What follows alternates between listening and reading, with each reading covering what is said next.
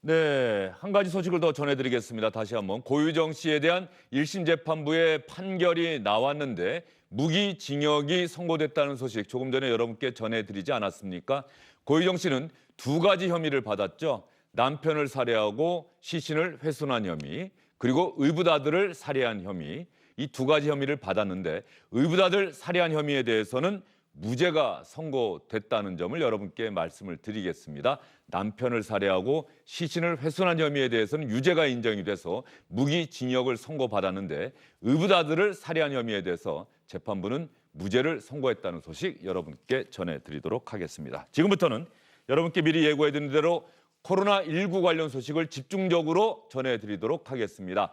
전 질병관리본부장이셨던 차의학전문대학원의 전병률 교수, SBS 정책문화팀의 김영래 기자와 함께 이야기를 나눠보도록 하겠습니다. 어서 오십시오. 안녕하십니까. 교수님, 네. 어떻습니까? 지금 상당히 상황이 심각하게 진행되고 있는 것 같다고 많은 분들이 걱정하고 계세요. 교수님 네. 어떻게 보십니까? 저 역시 그렇게 지금 상황을 인식하고 있습니다.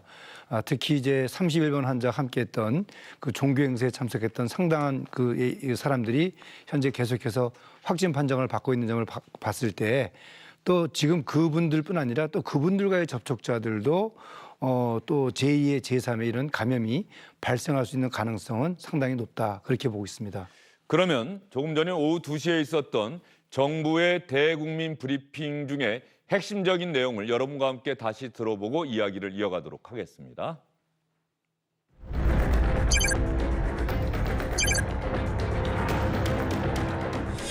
두 명은 경북 청도 소재의 의료기관 청도 대남병원에 입원한 환자였고 31번째 환자가 2월 초에 청도 지역을 방문한 것으로 확인되어 당시 청도 대남병원 등의 두 발생 사례와 공통적으로 연계된 감염원이 있었을 가능성을 염두에 두고 현재까지 확인된 대구 경북 지역에서 발생한 49명과 관련하여 선천지 대구교회 사례와 청도 대남병원 사례의 연관성을 밝히는 데 조사를 집중하고 있습니다. 금일 서울에서 새로 확진된 56번 환자는 45년생 남성으로 해당 환자는 1월 말경에 종로 노인종합복지관을 방문한 것으로 현재까지 확인되어 29번째 환자와의 연관성을 조사 중에 있습니다. 정은경 질병관리본부장의 브리핑을 들어봤는데요. 지금 현재 네. 오늘까지의 확진자 현황을 김영래 기자가 좀 간략하게 설명을 좀 해주세요. 네. 어제와 오늘 이어서 이제 갑자기 환자가 많이 증가하면서 좀 혼란이 커지고 있었는데요. 일단 정리를 해보자면은 오늘 하루 동안에 총 31명의 환자가 발생을 했습니다. 이제 이 중에 이 31명 중에서 한 명은 아까 이제 정은경 질병관리본부장의 그 말에서 나왔듯이 서울 종로구에 있었던 환자가 한 명 있고 예. 나머지 30명은 모두 이제 대구 경북 지역 환자로 확인이 됐습니다. 지금. 그렇게 해서 이제 총 31명, 대구 경북 지역에서 30명, 그리고 서울에 한 명에서 어제보다 31명의 확진자가 추가로 발생한 상황이고 오늘 오후에 또 한 번 이제 이 환자 통계가 집계가 되는데 예. 여기서 추가적인 환자가 나올 가능성도 있는 상황입니다. 지금 지도를 통해서 여러분께 전국의 확진자 현황을 보여드리고 있는데 대구 경북이 지난 이틀 사이에 갑자기 이렇게 는 거죠. 49명으로 가장 많습니다. 31번 환자와의 연관성 이 부분을 밝히는데 보건당국이 집중하고 있고요. 서울이 14명, 인천이 1명, 경기도 12명, 충남 2명, 전라북도 1명, 광주 2명, 전남 1명 이렇게 확진자가 나오고 있는 상황입니다. 여기에서 31번 확진자와 접촉해서 감염이 됐다라고 보건당국이 공식적으로 밝힌 인원은 몇 명입니까? 일단은 이제 먼저 한 가지 짚고 넘어갈 예. 부분이 그 31번 환자로부터 감염됐다 이런 표현은 조금 아직 단정짓기 예. 이른 상황이고 31번 환자와 이제 연관이 있다 정도로 이제 받아들여야 할 것 같은데요. 아까 정리했듯이 이 중에 한 명이 그 31번 환자가 입원해 있었던 병원의 직원이었던 걸로 확인이 됐고요. 그다음에 37명이 지금 현재 그 31번 환자 같은 같은 교회를 다녔던 것으로 이제 추정이 되고 그 신천지 교회에서 추가적인 환자가 나올 가능성도 아직은 더 있는 그런 상황이라고 볼 수 있습니다. 특히 아까 정부 브리핑을 보면요. 이 31번 환자가 대구 지역에서 또 예배를 드리는 것 말고도 서울의 강남 지역도 방문을 했다라고 하고 특히 경북 청도에서 네. 대남병원인가요? 네. 대남병원에서 2명이 확진자가 나왔는데 거기도 이달 초에 다녀왔다라고 해요. 그러면 네.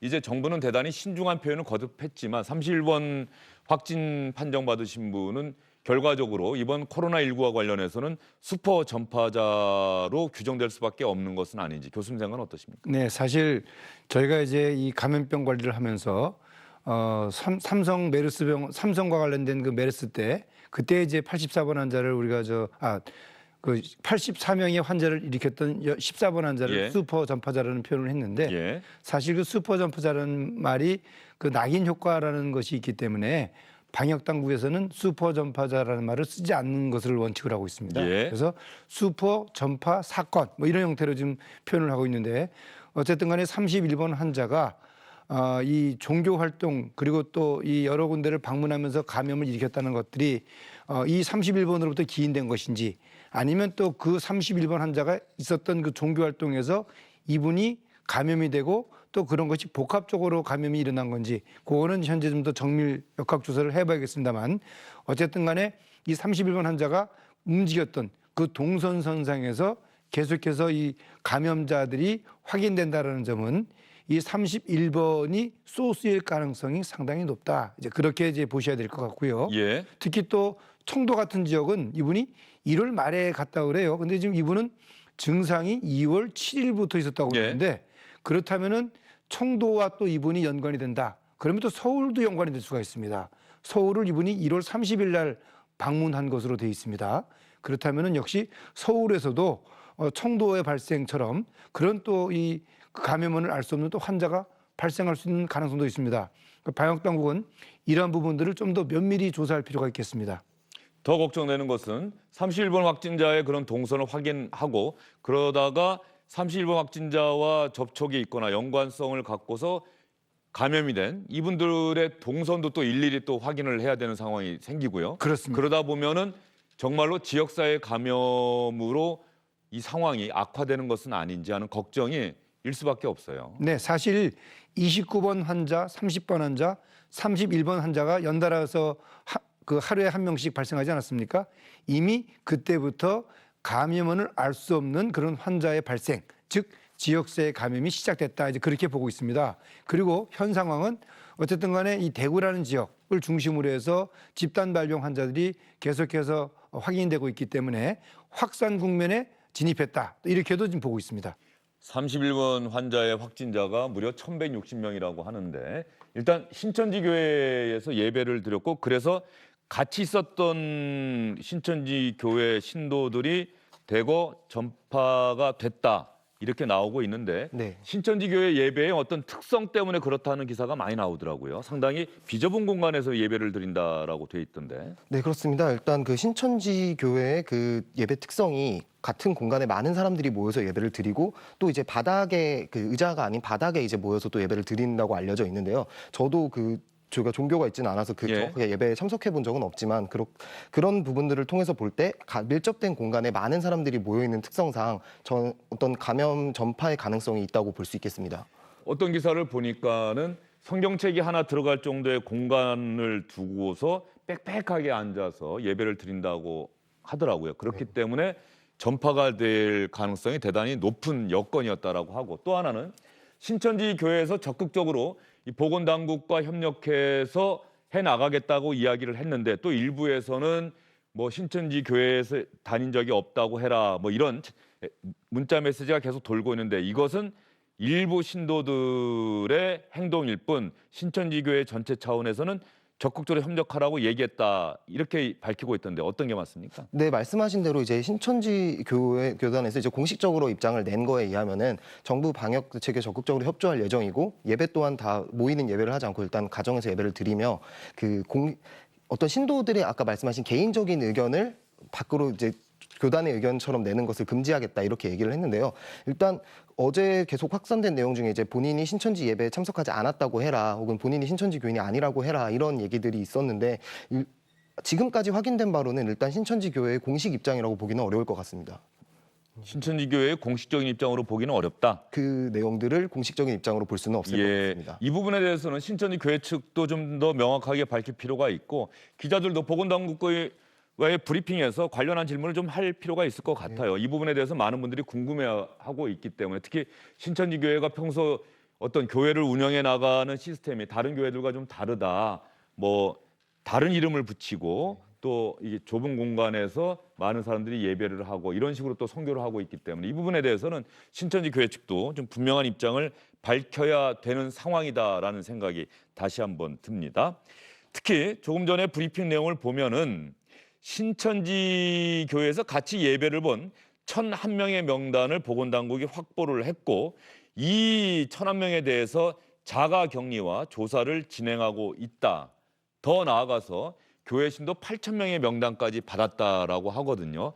힘들긴 하지만 전수조사가 필요하다라고 보건당국은 판단을 한 겁니까? 뭐 사실 지금 1,000명 정도라면은 자가격리와 또 그분들을 대상으로 증상이 의심되는 그런 분들, 예를 들어서 얼마나 이분하고 근접한 거리에 있었느냐, 위치에 따라서 검사를 할 필요는 있겠습니다만 어쨌든 간에 현 상황에서 이 집단 감염 발생을 최소화하는 그런 방법은 역시 이 조사를, 진단을 좀 빨리 할 수 있는 건 방법인데요. 보건당국에서는 현재 이 검사를 할 수 있는 그런 준비를 하고 아마 1,000명에 대해서 지금 검사를 하겠다 그렇게 발표를 한 것 같아요. 이걸 통해서 이제 연결고리를 좀 확실하게 좀 알 수가 있겠고요. 또 그렇게 함으로써 이 대구 지역에 있는 이 불안한 그런 민심을 좀 추스리는데 좀 좋은 효과를 볼 수 있을 것 같습니다. 네, 보건당국이 브리핑을 통해서 대구와 청도에는 노출 환자가 상당히 많다, 노출자가 상당히 많다. 그래서 당분간은 집단 행사를 좀 자제하도록 할 방침이다라는 말도 덧붙였는데 이 지역사회 전파가 본격적으로 시작됐다라고 정부도 밝혔습니다. 이것과 관련한 정부의 브리핑 내용도 한번 들어볼까요? 중앙사고수습본부와 중앙방역대책본부는 코로나19의 감염 진행이 매우 엄중한 상황이라고 인식하고 있습니다. 감염 원인과 경로에 대한 확인이 어려운 감염 사례가 서울, 대구 등 일부 지역에서 나타나고 있습니다. 정부는 코로나19의 지역사회 전파에 대해서 이전부터 그 가능성을 염두에 두고 이에 대처하기 위한 지역사회 대응 방안을 준비하고 있는 중이었습니다. 오늘부터 진단검사 대상이 확대되고 격리병상을 확충하기 위한 감염병 전담병원의 지정도 시도별로 함께 조치하고 있습니다. 정부의 대응도 보다 엄정해질 수밖에 없을 것 같은데요. 조금 전에 여러분께 말씀드렸던 31번 확진자가 과연 슈퍼 전파자냐, 교수님께서는 이런 표현은 자제한다. 보건당국에서는 특히 이런 표현을 잘 쓰지 않고 슈퍼 전파 사례, 슈퍼 전파 사건 이렇게 표현한다고 말씀을 해주셨는데 이 31번 확진자와 관련해서 여러분과 함께 저희도 한번 주목해서 이 영상을 한번 보도록 하겠습니다. 왜 슈퍼 전파자다라고 하는 말이 나오는지.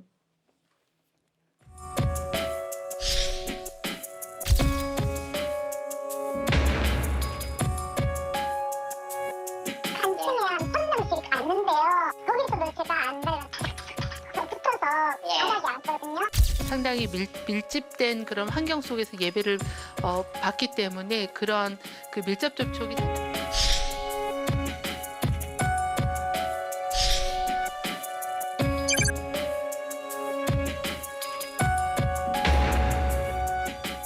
근데 그게 누구가 감염원이었고 어떤 감염 경로를 통해서 확산됐는지에 대해서는 조사가 진행 중이기 때문에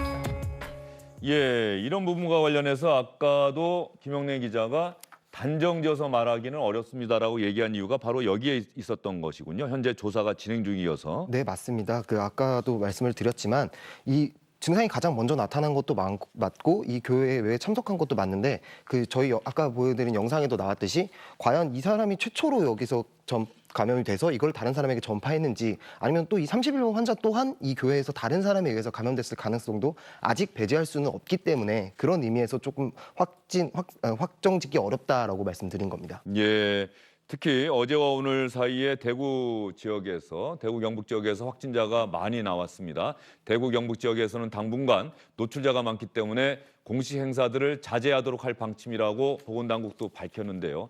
현지 분위기는 과연 어떨까요? 현지에 계신 분들은 정확하게 현재 대구, 경북의 분위기를 주영진의 뉴스브리핑 팀에서 이렇게 전달해 줬으면 좋겠다라고 주영진의 뉴스브리핑 팀과의 인터뷰에서 전했습니다.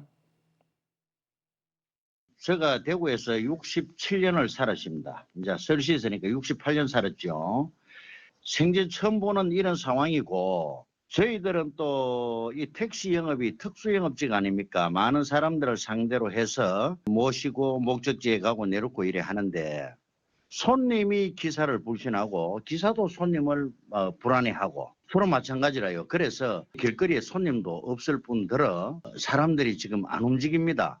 식당가나 유흥가나 역이나 사람이 많이 모이는 곳에 분명히 있어야 할 곳에 사람이 없습니다. 밤 10시 넘어가면은 전쟁 끝났는 그런 폐허가 된 그런 도시의 기분이 납니다. 학교, 관공서, 병원, 식당 전반적으로 전부 다가 지금 안 되잖아요. 엉망이잖아요. 이 책임 누가 져야 됩니까? 정부에서 져야 됩니다. 정부에서 어떤 대책이 없으면 안 됩니다, 이거. 예, 대구에서 택시를 모시는 기사분과의 전화 인터뷰였는데요. 정부에서는 대책이 있어야 한다. 오죽하면 저런 말씀까지 하실까 싶은 생각이 드는데 또 현 상황에서는 또 대구 시민들도 현 상황과 관련해서 보건당국의 당부, 협조 요청에 대해서 또 적극적으로 협조를 하셔야 되지 않을까요? 그렇습니다. 사실 지금 이 보건당국에서는 31번 환자와의 접촉자들을 대상으로 해서 이 자가격리와 또 그분들의 증상들을 지속적으로 모니터링을 하고 있습니다. 따라서 이제 그런 부분들에 대해서 대구 시민들이 신뢰를 갖고 믿어주시고 사실 그리고 현재 이 31번 환자와의 접촉자들이 어떻게 보면 지금 다 파악이 돼서 통제가 되고 있는 상황이라고 보신다면은 그 이외의 상황들에 대해서는 사실상 이 코로나19와 관련돼서 종전과 같은 그런 일상적인 생활을 해도 무방하다 이제 그렇게 보는 거거든요. 왜 과거에 우리가 메르스 때 그 이 삼성병원에 근무했던 의사 선생님이 주택조합 가서 1,000명 이상 참석해서 예, 기억납니다. 기억나지 않습니까? 예. 마찬가지입니다. 그때 아무도 그 이 이상 증상이 없었습니다. 물론 요번과는 좀 상황이 다르지만 어쨌든 그 대상자를 다 파악을 하고 있고 그 대상자들을 보건당국이 하나하나 지금 관리를 하고 있다는 점을 대구 시민들께서 또 경북 도민들께서 믿어주시고 일상적인 생활을 하셔도 어떻게 보면은 이 코로나19에 지금 당장 동시에 많은 분들이 노출될 수 있는 그런 위험은 없다. 그렇게 생각을 하시고 생활을 해주시는 게 제가 보기에는 이 상황을 극복해 나가는 좋은 타겟책 아닌가 생각을 합니다. 예, 손 깨끗이 씻고 마스크 쓰고 기침할 때 예절 지키고 이런 것만 개인 위생 수칙 확실하게 지키면 적어도 코로나19에 감염되지 않을 수 있다. 네, 그런 그렇습니다. 말씀이시고요. 특히 약간의 꼭 코로나19 증세가 아니지만 발열 증세나 또 호흡기 질환 증세가 있으신 분들은 꼭 마스크를 써야 한다는 그렇습니다. 점을 네. 보건당국에서 계속 강조를 하고 있고요. 또 하나 궁금한 게 있어요. 네, 청도 대남병원, 대구하고 좀 떨어져 있는 데 아닙니까? 네, 그렇습니다. 그런데 청도 대남병원에서 확진 판정받은 두 분이 거기에 입원해 계시는 환자분들이라고요. 네, 그렇습니다. 그럼 병원 밖을 나선 적이 없는데 예, 최근- 어떻게 확진 판정을 받게 됐을까요? 사실 그 부분이 지금 이제 보건당국이 밝혀내야 할 가장 역학조사에서 이제 의문인데요. 일단 이 둘은 그 폐쇄병동에 있었기 때문에 병원 밖으로는 절대로 나갈 수 없는 상황이었고 예. 최근 한 달간은 외출이라든지 면회 기록도 없었던 걸로 확인이 됐습니다. 저희 취재 결과 이렇게 예. 그런 기록이 없었으면 그럼 이제 가능성은 두 가지 정도 되겠는데 의료진이 혹시 병원의 의료진이 감염돼서 이걸 옮겼거나 아니면 외출을 나갔다 온 다른 환자를 통해서 옮겨졌을 가능성이 있다. 이렇게 봐야 할 것 같은데 문제는 어느 쪽이든 간에 이 병원의 그럼 감염이 가능성이 있는 문제이기 때문에 보건당국이 굉장히 신중하게 좀 봐야 할 것 같고 이 역학조사 결과가 나와봐야 할 것 같습니다. 일부 언론 보도를 보면은 신천지교회 신도들이 한 달에 한 번 정도 그 병원 가서 무슨 봉사활동을 했다 이런 보도도 나왔는데 그건 아직 확인이 안 된 겁니까? 네, 일단 지금 보건당국도 그렇고 먼저 어떻게 감염됐는지를 확인하는 게 급선무기 때문에 구체적으로 이제 보건당국에 확정된 내용이 나올 때까지는 아직도 쉽게 얘기하기 어려운 그런 상황입니다. 예, 그 부분에 대해서 지금 보건당국이 청도 대남병원에 입원해 있는 2명의 환자가 확진 판정 받은 것 도대체 어떻게 감염이 된 것인지 경로를 추적하고 있다는 말씀 여러분께 전해드렸고요. 이런 상황에서 걱정되는 것은 서울 같은 경우는 어쨌든 간에 과거에 메르스나 또 이런 사스의 경험이 있어서 응급실이나 뭐 이런 시설들 또 음압병동이라고 하나요? 잘 돼 있는데 아무래도 지역의 여건은 서울보다는 나쁠 것 같고요. 열악할 것 같은데 이번에도 대구시장이 당장 그런 요청들을 하는 걸 봤어요. 정부에서 전폭적으로 지원을 해달라. 네. 음압병동 같은 경우는 특히 중증 환자에게는 꼭 필요한 시설입니까? 네, 지금 현재 감염병을 이제 진료하는 그런 병원의 입장에서 환자를 진료할 때 의료진들이 감염이 될 수도 있고요. 또 다른 이제 그 이 보조 인력들 또 행정 인력들이 감염될 수가 있습니다. 따라서 이 환자가 진료받는 그 병실은 이 병원균이 외부로 빠져나가지 않도록 하는 그런 병실이 필요한데 그게 이제 음압병실입니다. 예. 이 음압병실은 국가에서 예산을 지원해서 해주는 국가지정 격리병동이 있고 또 상급종합병원, 즉 대학병원이 자체적으로 이런 환자들을 진료하기 위한 필요성으로 또 이 상급종병에서 음압병실을 두는 경우 그 두 가지 경우가 있습니다. 예. 그 두 가지 경우를 다 합해서 현재 국내에 한 1,200여 병상 정도가 있는 것으로 확인되고 있는데요. 다시 한번 조금 전에 보여주셨던 영상을 한번 보여주셨으면 좋겠습니다. 저 현황을 보니까요. 지금 총계가 1,027개라고 나오고요. 교수님. 네. 서울은 병실이 239개에 음압병상은 383개인데 대구와 경북은 합쳤을 때 병실은 55개, 병상은 88개. 네. 상당히 서울보다는 수가 적습니다. 네, 그리고 그렇습니다. 저 정도 규모로 만약에 지금 현재 대구 경북 지역의 확진자 증가 추세를 고려한다면 과연 가능한 건지. 지금 현재 그 대구 경북에서의 집단 발병 확인 감염자분들을 음압병동에 격리시킨다면은 저 병상은 상당히 부족한 상황이 됩니다. 따라서 현재 전국적으로 특히 이제 이 대구 경북 지역의 인근에 있는 다른 병원들의 음압병실을 이제 긴급 확보를 해야 되는 문제가 있고요.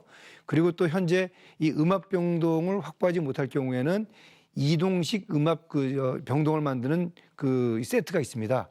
그 세트를 아마 이 정부가 메르스 때도 그렇고 신종플루 때도 그렇고 이미 사용을 했던 그런 경험이 있습니다. 그래서 그런 세트를 병실에다가 장착을 함으로써 그 어떤 저 음압병실에서 환자를 진료하는 것과 같은 효과를 기대할 수가 있는데요. 이제 그런 장비를 신속하게 대구 경북 지역의 다른 의료기관에 설치도록 하는 것도 현재 보건당국이 준비하고 있는 것으로 알고 있습니다. 예. 그리고 김원래 기자, 조금 전에 브리핑 내용을 제가 지금 보니까 네. 공기 전파와 관련해서 우리 보건당국도 가능성이 있다라고 하는 점을 처음으로 얘기한 것 아닙니까, 이거? 공기 전파 가능성? 이 공기, 글쎄요. 뒤에 나올 에어로졸 전파라는 관련해서 언급을 한 건데요. 사실 이게 지금 신종 감염병이라는 거를 먼저 항상 짚고 넘어가야 되는데 그렇기 때문에 아직 이 바이러스에 대해서 완벽하게 밝혀진 게 아닙니다. 이 바이러스는 뭘로 전파가 되고 뭘로는 안 된다. 이게 완전히 밝혀진 건 아닌데 일단 주된 감염 경로를 지금 비말로 잡고 있었는데 항상 중국에서도 나왔던 에어로졸 감염이라는 가능성 자체는 언급이 계속 됐었었는데요. 문제는 이게 실질적으로 다른 사람들을 감염시킬 수 있을 정도의 감염력이 확보가 돼 있는가?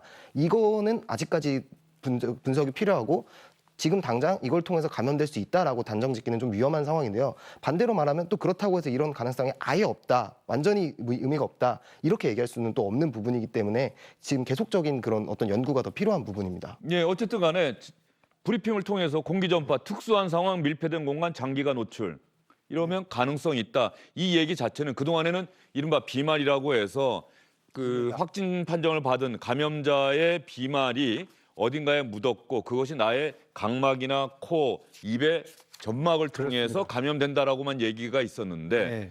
공기로도 전파가 된다. 이건 또 하나 제가 보니까는 그 감염된 사람의 대변 이런 걸 통해서도 바이러스가 공기 중으로 유출될 수 있다. 뭐 이런 얘기를 중국 당국이 하더라고요. 그렇습니다. 왜냐하면 이제 우리가 이제 화장실에서 그 용변을 보고 나서 물을 내릴 때 그때 이제 이 에어로졸이 만들어지고 그 에어로졸이 이제 공기 중으로 떠다닌다.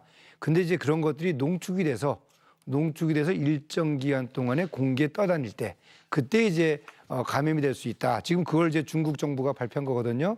근데 사실 그 이런 생활 환경이라든지 또 위생 수준이라든지 그런 것들이 사실 중국과 또 우리나라는 많은 차이가 있기 때문에 그렇죠. 그것들을 바로 우리의 현실에 적용하기에는 좀 무리는 있다. 저는 이제 그렇게 생각을 합니다.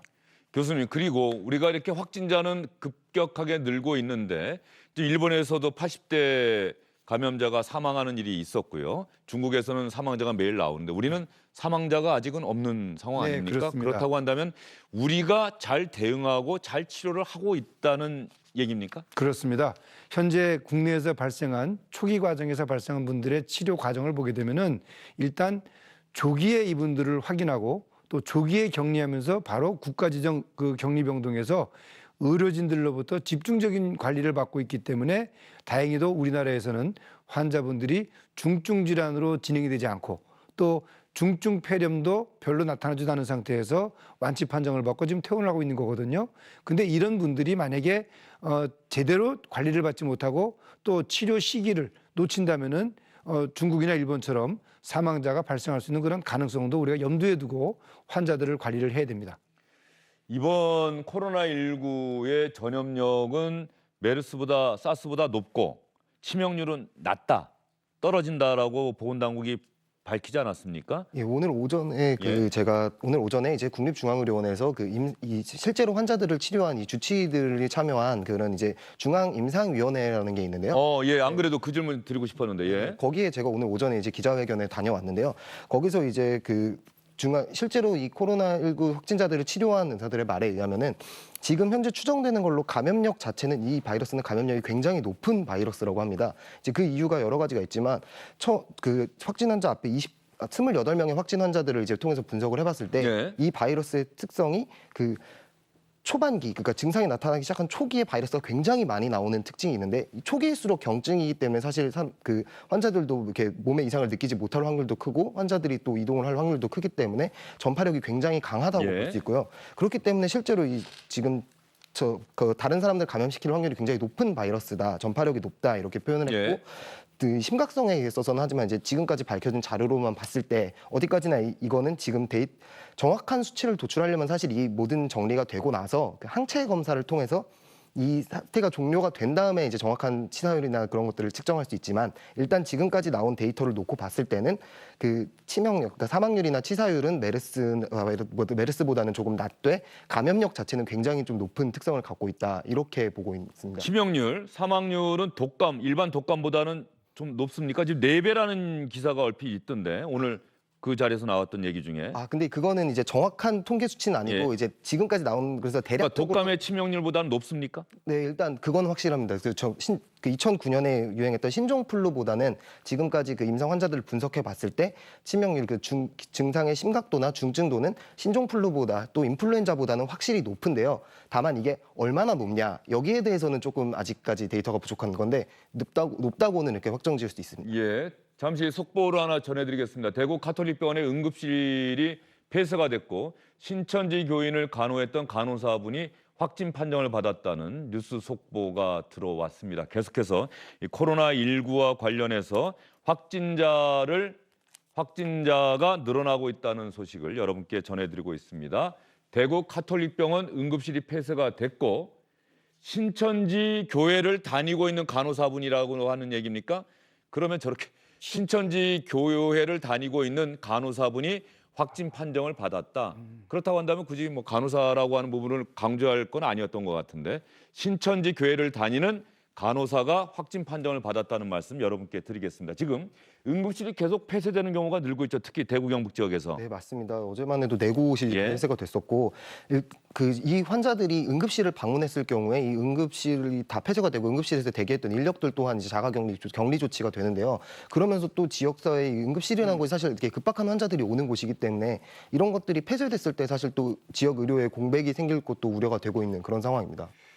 조금 전에 신천지교회를 다니는 간호사가 확진 판정 받았다고 하니까 교수님, 간호사라고 하는 측면 때문에 또 그렇습니다. 걱정이 되네요. 네, 응급실에서 근무하는 간호사 예. 아닙니까? 그러면 그 간호사는 또 응급실에 오는 다른 환자들을 많이 또 간호도 하게 되고 또 행정 업무도 처리하게 되는데 그때 또 이분이 그 전파를 시킬 수가 있습니다. 지금 일본의 경우에도 의료기관에서 최초로 질병을 전파시킨 분이 간호사였어요. 그 간호사가 의사를 감염시키고 또 의사가 의사의 아들을 감염시키고 이랬듯이 우리나라도 이 간호사의 감염은 그 병원을 방문하는 그 환자들과 또 다른 간호사, 다른 의사에게도 감염을 일으킬 수 있는 그런 아주 중요한 그런 이 상황이기 때문에 현재 보건당국은 이 간호사와의 또 접촉도 면밀히 파악할 그런 상황이라고 저는 보고 있습니다. 예, 대구 카톨릭대 학교가 밝힌 바에 따르면 간호사 한 명이 양성 반응을 보였고 오늘 오후 1시부터 응급실과 호흡기 병동 한 개층을 폐쇄했다고 하는데 이 간호사가 어제 오전부터 두통과 발열을 호소해서 응급실에서 독감 검사를 일단 받았다고 합니다.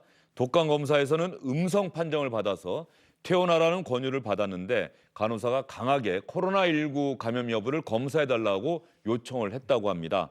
그래서 선별진료소 검사로 양성 판정을 받으니까 그 다음에 이 간호사가 사실은 제가 신천지 교회 교인입니다라고 밝혔다고 합니다. 그래서 대구 카톨릭 병원 응급실이 폐쇄가 됐다는 소식이 조금 전에 막 들어왔다는 소식 여러분께 전해드리도록 하겠습니다.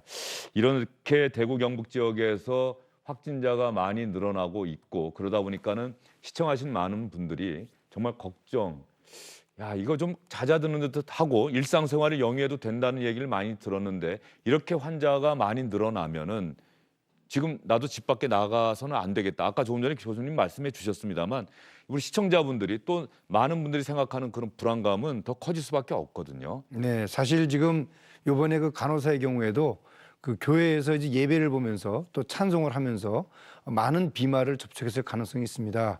이것은 단순한 접촉이라든지 그런 것과는 다릅니다. 이 찬송이라는 것은 상당히 많은 비말을 갑자기 노출을 시키거든요. 많은 양을.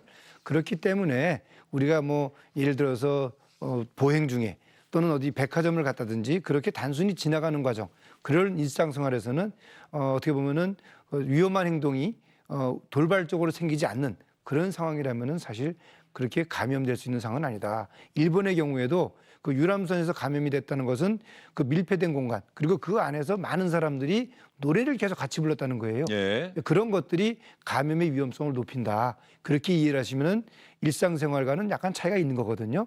예, 우리 시민들 너무 불안하지 않아도 된다. 저는 이제 그렇게 생각을 합니다. 네, 교수님 말씀을 시청자분들도 염두에 꼭 둬주시기 바랍니다. 밀폐된 공간 안에서 오랜 시간을 확진자와 함께 이야기를 나누거나 그럴 경우에 한해서 감염될 우려가 있는 것이지 그렇습니다. 일상적인 다중시설을 갔다고 해서 그대로 감염되는 것은 아니다. 그렇습니다. 현재로서는 에어로졸, 공중으로 인한 전파 가능성이 없다고는 볼 수 없지만 그렇다고 확인된 것도 아니기 때문에 마스크를 꼭 쓰고 손 깨끗이 씻으면 그렇게 염려하지 않아도 된다. 이 말씀을 네, 해주신 그렇습니다. 거죠? 사실 2009년도 신종플루가 전파력이 상당히 높다고 그랬습니다. 근데 이제 그 신종플루의 경우와 요번 코로나19를 비교했을 때 한 달간의 비교를 했을 때 사실 이 코로나19의 환자들이 신종플루의 환자들보다 배가 많습니다. 한 달 동안에. 이 이야기는 이제 그 초창기에 집단 감염 사례가 많았기 때문에 이런 상황이 발생했다. 이제 그렇게 이해를 하면 되겠습니다. 예. 오늘 오전에 김영래 기자가 직접 취재를 갔다 온 그 국립중앙의료원에서의 임상 결과 네. 그 보고서를 발표한 거겠죠, 일종의. 일종의 그 가운데서 이번 코로나19와 관련해서 국가임상시험위원장인가요? 네, 이제 중임상위원회 위원장. 국가임상위원회 위원장이 한 이야기가 기사로 많이 됐던데 네. 좀 걱정되는 내용인데 그 부분은 왜 또 그렇게까지 이야기를 했는지 지금 사망자가 상당히 나올 수 있다 뭐 이런 식의 이야기를 했던데. 네, 이제 구체적으로 얘기를 좀 해보자면요. 그러니까 그 지금 현재 중국에서 이제 보고됐던 어떤 그 사망률과 이걸 가지고 우리나라 실정에 맞게 조금 이제 통계 수치를 변경을 해서 말 그대로 시뮬레이션을 해본 결과라고 볼 수 있습니다. 그래서 이제 총 우리나라가 인구가 이제 5천만이라고 인구를 잡았을 때 이 감염될 확률, 이 전체 인구가 다 감염이 된다고 가정을 하면은 여기서 감염을 한다면 이 중에서 폐렴이 나타나는 비율이 또 있을 것이고 예. 폐렴이 일정 비율로 나타나고 그 폐렴이 나타난 사람 중에서 또 이제 그 증상이 악화돼서 사망하는 사람 이렇게 기준을 잡아서 볼 때 우리나라 전체 인구 5천만이 전부 다 감염됐다고 가정을 했을 때 대략적으로 굉장히 대략적이지만 2만 명 정도가 사망할 수 있다 이렇게 분석이 된 거거든요. 아니, 왜 그렇게 통계를 잡죠? 전체적으로 코로나19에 감염될 그 확률을 따져서 사망자를 추산해야 되는데 왜 전체 인구가 코로나19에 감염됐을 경우를 전제를 했을까요? 이 전체 인구를 대상으로 이게 됐을 예. 때 그렇게 해서 이거 통계를 감염될 하고 그 중에 이제 폐렴 비율 이렇게 이제 통계를 잡은 거라서요. 그렇다고 한다면 네. 전체 인구가 코로나19에 감염이 됐을 경우를 전제로 해서 폐렴이 일어난다면 2만 명이 사망한다. 그렇다고 한다면 저 숫자가 얼핏 보면 왜 이렇게 많지 했는데 사실은 많은 숫자가 아니군요. 그렇습니다. 예. 근데 왜 저런 식의 기준을 갖고 발표를 하는 거죠? 저거는 나름대로의 기준이 있으니까 저렇게 발표를 했을 것 같은데. 일단 인구 집단 전체가 감염된다라는 전제 조건 자체는 사실 학문적으로 좀 받아들이기가 어렵고요. 왜냐하면 그 인구 집단 중에서 몇 %가 감염이 되느냐. 그러니까요. 그런 예. 식의 이야기를 했어야 되는 것 그 같은데. 지금 전달 잘못된 것 예. 같은데요. 그 전체 이제 바이러스에다 노출이 됐을 때 그중에 일정 비율이 감염이 확진이 될 거고 그 중에 폐렴이 발병하고 그 중에 사망자가 나오는데 이런 얘기였습니까? 그러면은 네. 다시 또 이야기가 바뀌네요. 그러면은 2만 명이라는 숫자가 많은 것으로 이해가 될 수 있는 건데. 근데 이제 그거를 비교를 해볼 대상을 이제 얘기를 했는데 일반 인플루엔자를 가정을 예. 했을 때요. 일반 독감 인플루엔자를 가정을 했을 때 같은 기준을 적용했을 때 대략 5천 명 정도가 전체가 다 노출이 돼서 이렇게 감염자들이 발생하고 이런 상황에서는 5천 명 정도가 사망을 할 수 있다. 그 비용 그렇기 때문에 아까 말씀하신 대로 4배라는 수치가 나온 거거든요. 근데 다만 이 통계 자체가 정확하게 4배다라고 이렇게 확정질 수는 물론 없습니다. 그런데 그 사망률 자체 이걸 이제 대략적으로 통계를 내봤을 때 4배 정도 사망자가 나올 수 있다. 이렇게 예. 계산을 한 거라고. 어쨌든 간에 직접 환자들을 치료했던 의사들이 와서 발표를 했고 국가임상위원회라고 하는데도 권위 있는 기구 아닙니까? 아무래도 이제 예. 그 질병관리본부에서 예. 이번 코로나19를 대응함에 있어서 임상에 계시는 선생님들을 중심으로 해서 여러 가지 사례를 분석하고 연구토록 하는 그런 위원회입니다. 현재 우리나라에서 가장 많은 경험을 가진 분들이 모여있기 때문에 이분들의 발표는 어느 정도 학문적으로 타당한 근거를 갖고 했으리라고 저는 생각을 합니다. 예, 그러나 2만 명이라는 숫자에 우리가 너무 집중할 이유는 없다. 네, 그렇습니다. 예, 현재까지 우리나라는 코로나19와 관련해서 사망하신 분은 없기 때문에 이 국가임상위원회의 발표 결과에 너무 집중하실 필요는 없다. 이런 말씀을 여러분께 드리도록 하겠습니다. 코로나19의 확진자가 어제와 오늘 사이에 너무 많이 늘어서 많이 걱정들을 하실 텐데요. 그럼에도 불구하고 일상생활을 안전수칙 지키면서 영위하시더라도 전파가 될 우려는 크게 없다고 오늘 전문가께서도 분명히 말씀하셨으니까 시청자 여러분 너무 걱정하지 마시고 우리 보건당국, 정부, 많은 국민이 믿고 있으니까는 정말 대응을 잘해 주시기를 다시 한번 부탁드리도록 하겠습니다. 두 분과는 여기서 인사드리고요. 오늘 수고 많으셨습니다. 그리고 주영진의 뉴스브리핑 오늘 저희가 준비한 소식은 여기까지입니다. 시청자 여러분, 코로나19와 관련해서 너무 불안해하지 말아달라고 전문가께서 말씀하셨다는 말씀 다시 한번 드리도록 하겠습니다. 시청해주신 여러분 고맙습니다.